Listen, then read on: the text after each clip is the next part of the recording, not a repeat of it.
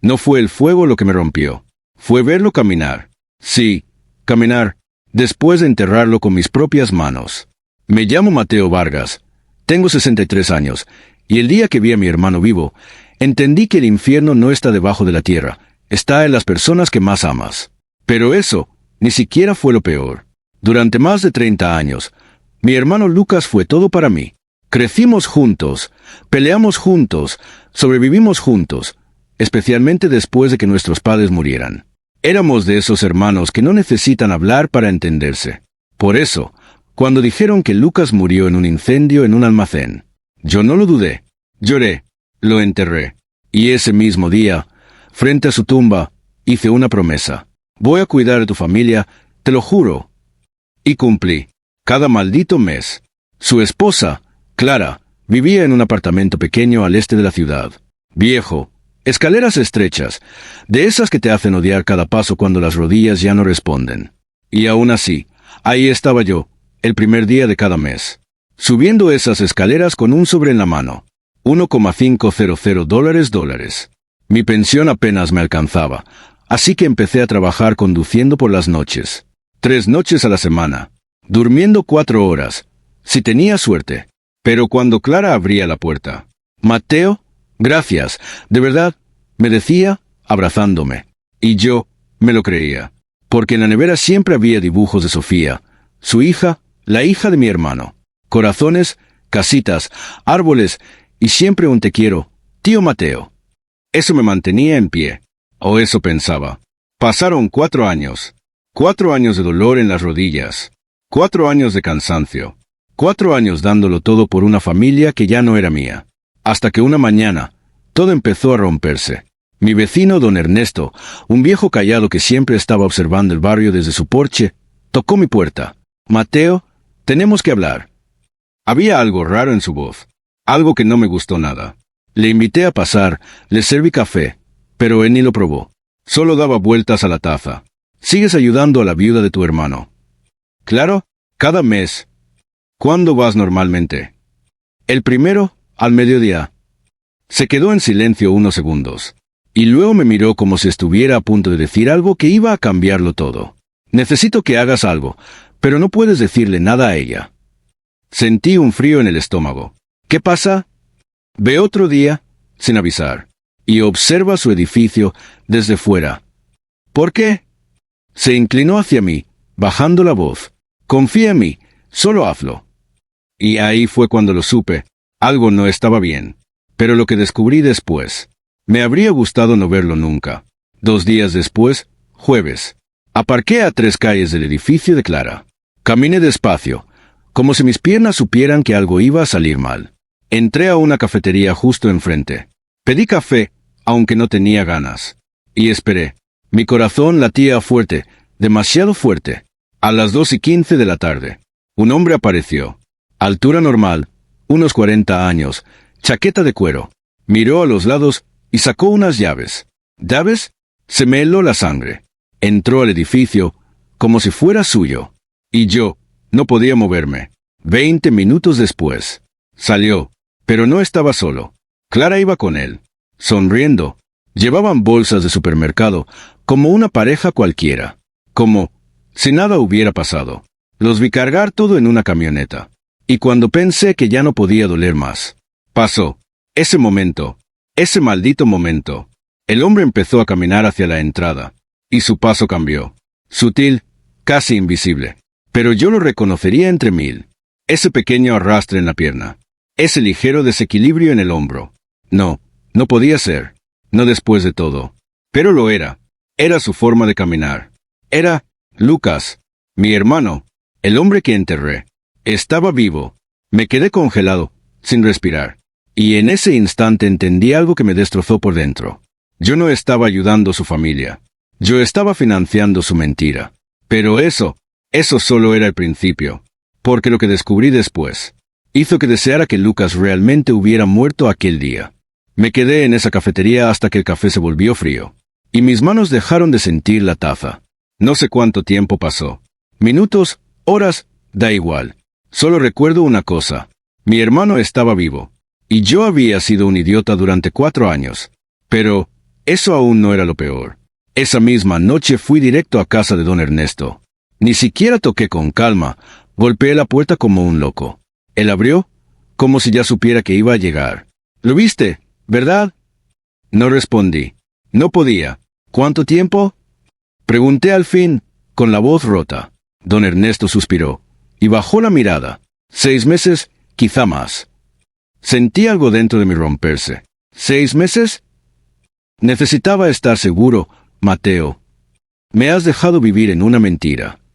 No, tu hermano lo hizo. Silencio. Ese tipo de silencio que pesa, que ahoga. No vive ahí, continuó Ernesto.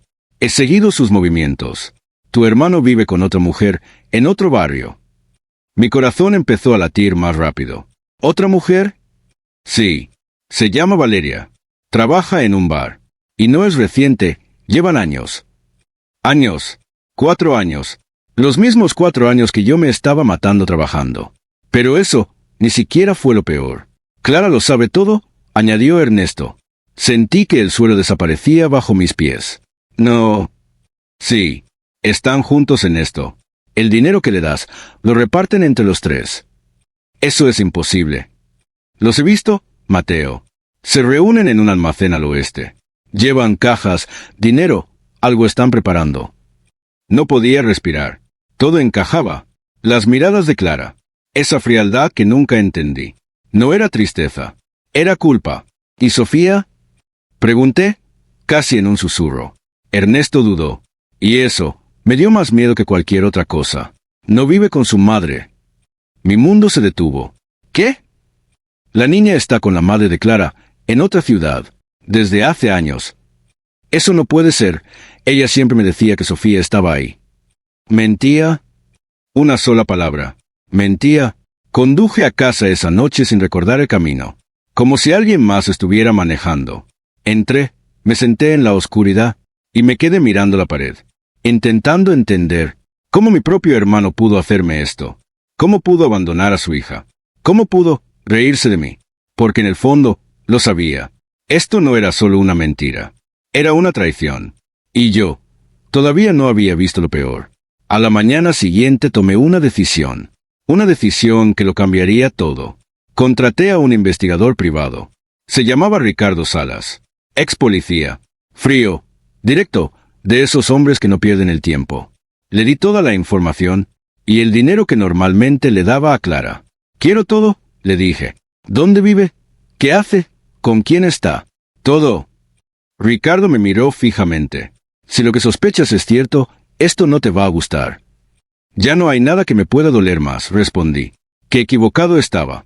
Durante 3 semanas viví en una tortura constante. Cada llamada de Ricardo, cada mensaje, era como una cuenta atrás hacia algo horrible. Y entonces llegó una carpeta gruesa, demasiado gruesa. «Prepárate», me dijo al entregármela, «porque esto es peor de lo que imaginas». Sentí un nudo en el estómago. Abrí la carpeta, y lo primero que vi fue una foto. Mi hermano, vivo, sonriendo, con otra mujer. Pero lo que leí después hizo que la sangre se me congelara, porque Lucas ya ni siquiera se llamaba Lucas. Y lo que había hecho no era solo una mentira, era un crimen. Y cuando terminé de leer, ya no era el mismo hombre. Ahí fue cuando lo decidí. No iba a perdonarlo, no iba a olvidarlo. Y lo más importante, ellos no tenían ni idea de lo que estaba a punto de hacer. La carpeta pesaba, pero no por el papel. Pesaba por lo que iba a hacer conmigo. Me senté en la mesa de mi cocina, la misma donde Lucas y yo jugábamos cartas de niños. Y la abrí. Primera página. Nombre, Diego Montalvo. No Lucas. No mi hermano. Otro nombre. Otra vida. Otra mentira. Sentí un escalofrío recorrerme entero. Pero eso apenas empezaba. Había fotos de él entrando y saliendo de un apartamento, abrazando a esa mujer, Valeria, besándola como si nunca hubiera tenido otra vida, como si su hija no existiera. Pasé la página. Estados de cuenta. Documentos falsos. Una nueva identidad completa. Se reinventó desde cero, me había dicho Ricardo. Y lo hizo bien. Demasiado bien. Pero entonces llegué a la parte que me rompió. El incendio. No fue un accidente. Lucas Lo había planeado. Pagó a un tipo, Julián Cruz, un trabajador del almacén, $2,000, para provocar el fuego, desactivar las cámaras y dejar un cuerpo que no era el suyo. Sentí náuseas. El cuerpo que enterramos no era mi hermano, era de alguien más. Alguien sin nombre, sin familia, sin despedida. Y yo, llorando frente a una tumba vacía. ¿Por qué? Susurré, solo en la cocina, como si él pudiera responder. Pero la respuesta estaba ahí, en blanco y negro. Deudas, más de $50,000. Apuestas, gente peligrosa. Lucas eligió la salida más cobarde. Morir sin morir. Pero eso tampoco fue lo peor. El plan. Estaba todo ahí. Clarito. Primero, fingir su muerte. Segundo, cobrar el seguro. Tercero, que yo siguiera enviando dinero. Cuarto, que Valeria trabajara y ahorrara. 5 años. Ese era el plazo. 5 años exprimiéndome. Para luego desaparecer. Como si nunca hubiera existido. Mis manos temblaban. Pero entonces vi algo más. Una transcripción. Grabaciones. Ricardo había puesto micrófonos.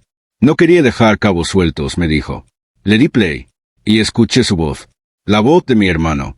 El viejo sigue pagando, dijo Lucas, riéndose. El viejo. Yo. Sentí que algo dentro de mí se quebraba. ¿En serio no sospecha nada? Preguntó Valeria. Nada, está demasiado ocupado jugando a ser el héroe. Risas, risas. Trabaja 3 noches por semana, con esas rodillas hechas polvo. Más risas. Casi me da pena. Casi, dijo Clara. Casi, pero no tanto como para renunciar al dinero. Las 3 voces, riendo. Como si yo fuera un chiste. Apagué la grabación. No pude más. No quería oír ni un segundo más. Pero el daño ya estaba hecho. Ahí fue cuando lo entendí. No había accidente. No había error. No había arrepentimiento. Solo había traición, pura y fría. Me levanté de la mesa y fui al baño. Me miré en el espejo y no reconocí al hombre que tenía enfrente. ¿Qué vas a hacer, Mateo? Me pregunté, porque ya no era solo dolor. Era algo más oscuro, más peligroso. Ricardo me había dejado una última hoja. La saqué de la carpeta y la leí despacio. Fecha, 15 de octubre. Destino, Cancún. 3 boletos. Pasaportes falsos. Solo ida. Dinero total, $72,000. Después de eso, iban a desaparecer. Para siempre. Me apoyé en el lavabo, respirando hondo. Quedaban 2 semanas. 2 semanas para que escaparan. Y yo nunca pudiera hacer nada. 2 semanas para que mi hermano se saliera con la suya. Pensé en Sofía. Sola. Abandonada. Pensé en mí. Subiendo esas escaleras mes tras mes. Creyendo que estaba haciendo lo correcto. Pensé en las risas. Y algo dentro de mí cambió. Para siempre. Ese fue el momento. El punto exacto. Donde dejé de ser la víctima. Y me convertí en algo más. Al día siguiente, fui a la policía. Y ahí comenzó el principio del fin para ellos. Porque esta vez, no iba a ser yo quien cargara con el dolor. Ellos no tenían ni idea de que su plan perfecto acababa de convertirse en su peor pesadilla. Entré a la comisaría con la carpeta en la mano, y con algo nuevo dentro de mí. Frialdad, la misma que ellos tuvieron conmigo. La detective se llamaba Laura Méndez. Mirada firme, voz tranquila, de esas personas que no se impresionan fácil. Le conté todo, desde el incendio hasta las grabaciones. No me interrumpió ni una sola vez. Cuando terminé, abrió la carpeta, revisó las fotos, los documentos, y asintió lentamente. «Esto es grave, señor Vargas». «Lo sé, pero no podemos arrestarlos aún». Sentí como la rabia me subía por el pecho. «¿Cómo que no? Tengo pruebas». «¿Pruebas? Sí, pero necesitamos atraparlos en el acto. Intentando salir del país con documentos falsos. Ahí es donde el caso se vuelve sólido». Apreté los puños. «Se van el 15 de octubre». Ella levantó la mirada. «Perfecto. Perfecto. Para ella, era un caso. Para mí, era mi vida. ¿Y la niña?». Pregunté. «Vamos a verificar su situación. Si está con la abuela, nos aseguraremos de que esté protegida». Asentí, pero por dentro, algo ya estaba decidido. Si todo salía bien, Sofía no iba a volver con esa gente nunca más. Salí de la comisaría y respiré profundo. El plan ya estaba en marcha. Pero aún faltaba algo. Algo importante. Un último movimiento. El 14 de octubre, un día antes de su huida, retiré los últimos $1,500 de mi cuenta. Iba a ser la última vez. La última vez que subiría esas escaleras. Y ellos no tenían ni idea. Toqué la puerta. Clara abrió. Sonrió, como siempre. Esa sonrisa falsa, que ahora me daba asco. Mateo, qué sorpresa, viniste antes este mes. Sí, ando con tiempo, respondí, entregándole el sobre. Lo tomó sin dudar. Ni siquiera lo contó. Nunca lo hacía, porque confiaba en mí. Qué ironía. ¿Cómo está Sofía? Pregunté. Muy bien, mi mamá dice que está avanzando mucho en la escuela. Mentira. Otra más. Pero esta vez no reaccioné. Me alegra, dije. Silencio. La miré directamente a los ojos. Y por primera vez, ella apartó la mirada. Oye, Clara, estaba pensando. ¿Sí? Quizá este fin de semana podría visitar a Sofía, llevarla al zoológico o algo. Su cuerpo se tensó. Solo un segundo. Pero lo vi. Bueno, mi mamá está un poco ocupada estos días. Mejor lo dejamos para después. ¿Sí? Ahí estaba. Otra mentira. Otra excusa. Sonreí. Claro, cuando tú digas. Pero por dentro, ya no quedaba nada. Salí del apartamento. Bajé esas escaleras por última vez. Y no miré atrás. Porque sabía algo que ella no. Sabía que en menos de 24 horas, todo iba a terminar. El 15 de octubre. Aeropuerto. 10:30 de la mañana. La detective Laura y 3 agentes más, y yo, esperando. El lugar estaba lleno. Gente corriendo. Maletas, despedidas. Vidas normales. Mientras la mía estaba a punto de explotar. Manténgase detrás de nosotros, me dijo Laura. Asentí. Pero mi mirada no dejaba de buscar. Hasta que los vi. Lucas apareció primero. Barba, gafas, pero era él. Siempre fue él. A su lado, Valeria, agarrándole la mano. Y unos pasos detrás, Clara, nerviosa, como si presintiera algo. Objetivos confirmados, dijo Laura por radio. Todo pasó rápido. Demasiado rápido. Nos acercamos desde diferentes ángulos. Lucas levantó la mirada y me vio. En ese instante, el tiempo se detuvo. Sus ojos se abrieron. Reconocimiento, miedo, y luego, pánico. Intentó correr. Error. 2 agentes lo derribaron antes de que diera 5 pasos. Valeria se quedó congelada. Clara soltó la maleta y empezó a llorar. «Lucas». Grité. No, ya no era Lucas. «Dio, o cómo prefieres llamarte ahora». Me miró desde el suelo, esposado. Desesperado. «Mateo, por favor, ¿puedo explicarlo?» «No, no puedes». Mi voz salió más fría de lo que esperaba. «Fingiste tu muerte, me enterraste en vida, me usaste durante años y abandonaste a tu hija». Silencio. No tenía nada que decir. Nada. Los agentes revisaron las maletas. Dinero, pasaportes falsos, boletos, todo. Mientras se los llevaban, Lucas no dejaba de mirarme, como si esperara algo. Perdón, quizá. Pero eso ya no existía. Y justo cuando pensé que todo había terminado, entendí algo. Esto no era el final. Ni siquiera cerca. Porque lo que venía después iba a cambiarlo todo. Para ellos. Y para mí. Pensé que cuando se los llevaran esposados, iba a sentir alivio, justicia, paz. Pero no. Lo único que sentí fue vacío. El juicio empezó semanas después. Yo estuve ahí, todos los días, sentado, en silencio, observando cómo la verdad salía a la luz, pedazo por pedazo. Las grabaciones, los documentos falsos, el incendio provocado. Todo. No dejaron nada fuera. El abogado de Lucas intentó defenderlo. Mi cliente estaba bajo presión. Tenía deudas. Temía por su vida. Excusas. Solo excusas. Porque yo sabía la verdad. No lo hizo por miedo. Lo hizo por egoísmo. Un día, durante el juicio, Lucas me miró. Directamente. Como antes, cuando éramos niños. Y por un segundo, solo un segundo, vi al hermano que conocía. Mateo, susurró. Aparté la mirada. porque ese hombre ya no existía. El jurado tardó 3 horas. 3. Después de 4 años de mentiras. Veredicto. Culpables. Los 3. Lucas, 8 años de prisión. Clara, 6 años, y abandono de menor. Valeria, 4 años. Cuando el juez leyó la sentencia, no sentí victoria. Solo, cierre. Pero lo más importante, no pasó en esa sala. Pasó días después, cuando conduje hasta otra ciudad, para verla. La casa era pequeña, cerca de un lago. Tranquila, demasiado tranquila, para todo lo que había pasado. La abuela abrió la puerta. «Usted debe ser Mateo». Asentí. «Pase, ella está en el patio». Mi corazón empezó a latir más rápido. No de rabia, de miedo. Caminé hacia el jardín, y ahí estaba, sentada bajo un árbol, dibujando. Pequeña, concentrada, ajena a todo. «Sofía», dijo su abuela suavemente. La niña levantó la mirada. Y entonces, el mundo se detuvo otra vez. Tenía los ojos de mi hermano, pero sin maldad. Solo, inocencia. Me miró unos segundos, y luego dijo algo que me rompió por dentro. «Yo te conozco, tú me diste un peluche una vez». Se me hizo un nudo en la garganta. Sí, fui yo.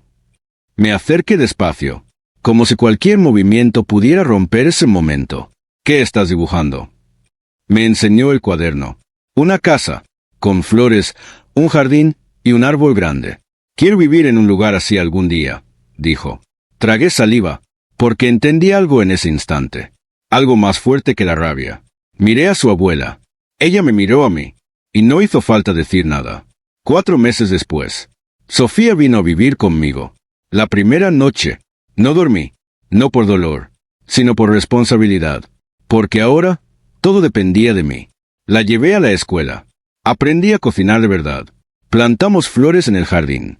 Y sí, también tenemos un árbol.